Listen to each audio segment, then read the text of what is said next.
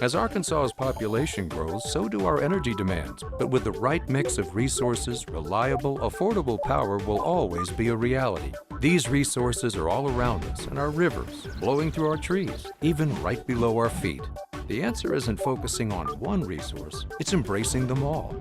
The electric cooperatives of Arkansas know that a balanced approach to power builds our communities and powers our dreams. Visit themixmatters.com and see why there's power in knowledge.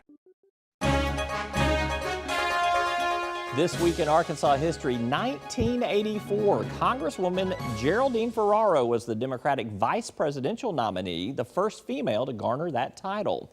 She was asked to join the ticket with former Vice President Walter Mondale in a challenge to President Ronald Reagan and Vice President George H.W. Bush. Ferraro spoke to a noisy, sign-waving crowd of 1,200 Democrats at the State House Convention Center.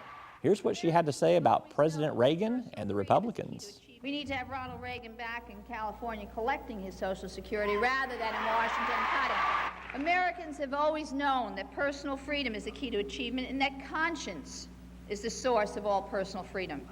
But the extremists who control the Republican Party believe that the moral values of one group should be the law of the land. They would impose a religious test on federal judges and put the government between you and your most personal choices.